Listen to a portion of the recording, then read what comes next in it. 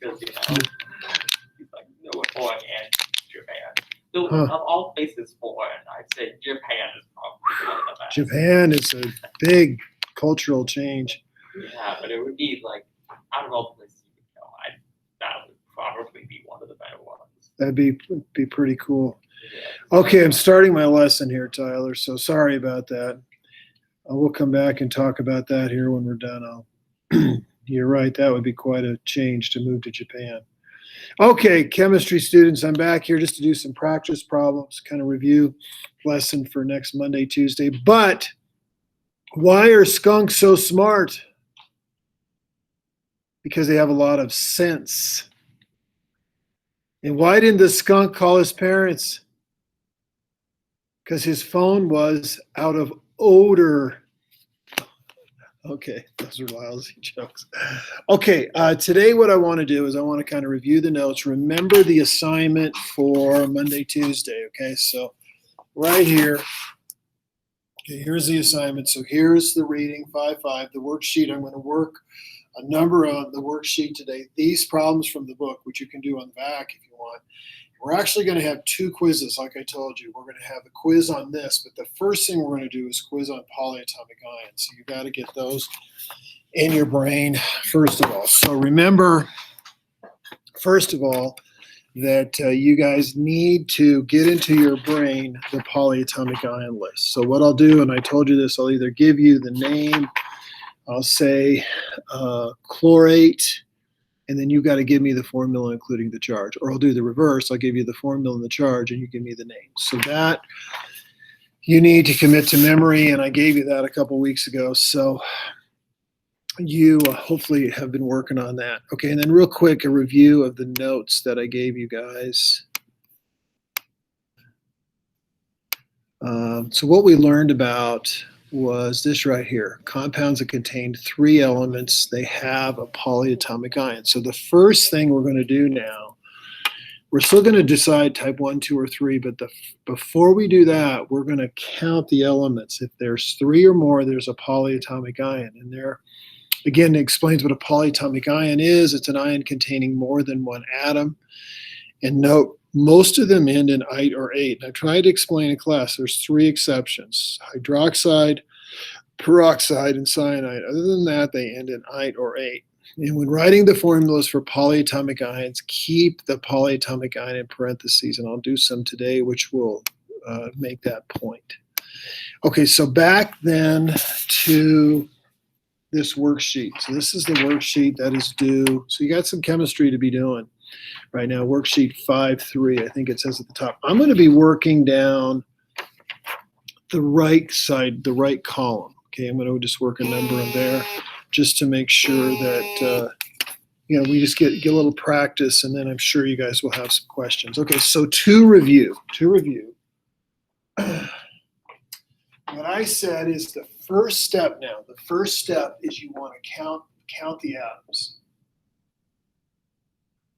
I should say count the elements in the compound. Okay, if there's 2, then there's no polyatomic ion. So if there's 2, there's no polyatomic ion, so you don't need to worry about that. And then you just decide, is it a type 1, 2, or 3? Okay, so that's if there's two atoms. Now, if there is 3 or more atoms, so if there's 3 plus, then there's a polyatomic ion. So what I think you should do is put it in parentheses. I technically don't have to do that, but I would do that. And then it's only going to be a type 1 or 2. It would not at that point be a type 3. It would not have any of the prefixes. Okay, so that's what I'm going to do. So I'm starting out again on the, if you can see this, I'm going down the right column. I'll just do a number of these right now. Okay, so number 23 is CaNO3, 2. So again, the first thing I'm going to do is count the elements, Ca, N, and O. So there's 3. So there's a polyatomic ion. This time it's already in parentheses. Okay, then I got to decide if it's type 1 or 2. Well, that again is going to be just like the first part of the chapter. It's going to depend on the location of the first element on the periodic table, and calcium is right there, which means it's right there. So it's a type 1. So that means no prefix and no Roman numerals. So we have calcium nitrate. Okay, and hopefully NO3 on the polyatomic ion list, you've got that memorized, nitrate right there. But if you don't, you can still, now that's not going to help because on the quiz, I'm not going to let you use your periodic table. But if you look back here, it says nitrate up here. So you can be looking back here as you do these. Okay, number 24. So now I'm back here. Okay, so number 24, Mn NO3 or NO2, 3. Okay, so on this one, again, if I count the elements, there's 3, so there's the polyatomic ion, and again, it's in parentheses. It's not always will be in parentheses, but it is here.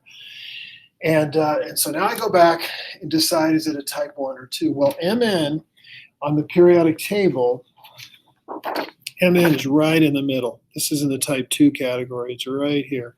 So that means I need a Roman numeral. So I've got Mn, which is manganese. There's 2 elements that have almost the same name and almost the same symbol. Magnesium is Mg, manganese is Mn. Now, NO2 is one that is not on this list. NO2 is not on this list. So if I go back here and I look it up, so here's the periodic table. And if I go back here in the very bottom right side, it's right down there, and you can't see it here. But if you look on your periodic table, it's called nitrite.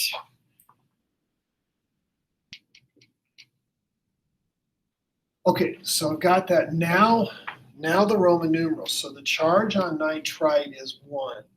So 1 times 3 is 3. Remember how we found the Roman numeral? How do we find the Roman numeral? 1 times 3 is 3, not the 2. We're not going to multiply by a subscript from the polyatomic ion. So this, what's outside the parentheses, 1 times 3 is 3 divided by 1. This is manganese 3 nitrate. Okay, 25 is just kind of messing around. HOH would, of course, be, that's water. That's how you would call it. You could call it hydrogen monohydroxide. I don't know if that's, to be honest with you, that is water. That is 2 H's and an L, so that's water. Okay, 26, and so I've kind of tried to mix these up a little bit. So 26, CaCl2. So again, if I go back up here to my little flow chart, this only has, CaCl2 has two elements. So there's no polyatomic ion, so then decide type 1, 2, or 3. And if I look up calcium on the periodic table, this is a type 1, which means it's just the name. So this is not calcium chloride. It is calcium chloride. It's not calcium dichloride. So it's calcium chloride. Okay, number 27. Li3PO4. So again, the first thing I would do is I would count the elements. And this time there's 3, so there's a polyatomic ion. And this is one reason why I wanted you to memorize this list. And if you did, hopefully you get this down, that the PO4 is the polyatomic ion phosphate. But then I got to decide, is this type 1, 2, or 3? Well, lithium's an alkali metal. It's a type 1. So this is just lithium phosphate. Notice too how these are ending. They're kind of ending differently now. Eights, ites, once in a while an ide in there. Okay, 28. Na3N. So again, the first thing I do is I count the elements, and this time there's only 2. So remember, if there's 2, there's no polyatomic ion, and then I decide type 1, 2, or 3. So this time there's no polyatomic ion. And then I go back, Na is a type 1. So this would just be sodium nitrite. Okay, the next one, 30, or let's see, 29.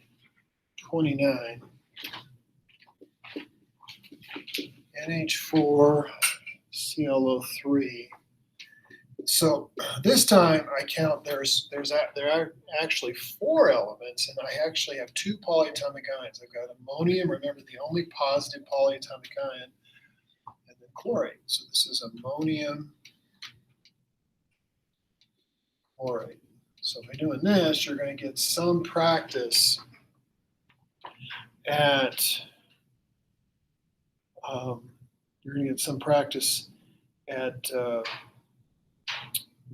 remembering the polyatomic ions.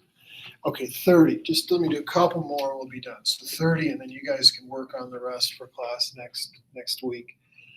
Al2SO4 3.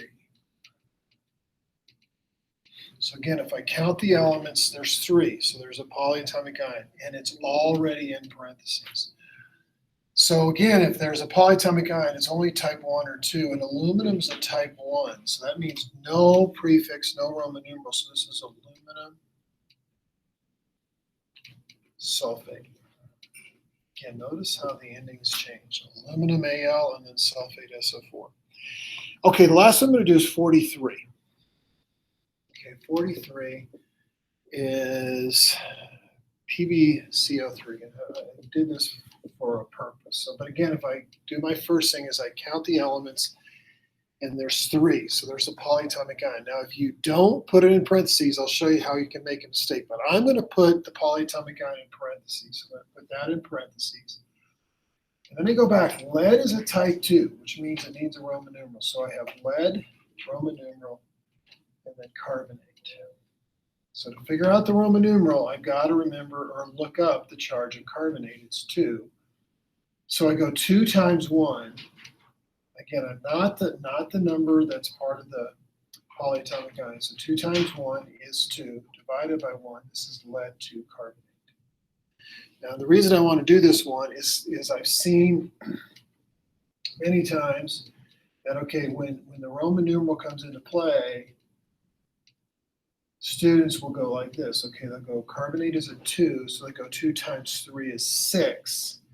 Divided by 1, and they go, this is 6. Well, see, that's a mistake. That is wrong. And that's why you want to put the polyatomic ion in parentheses. Okay, that is it. So hopefully finish that worksheet. You'll probably have questions, work on those polyatomic ions, and I will see you guys next week.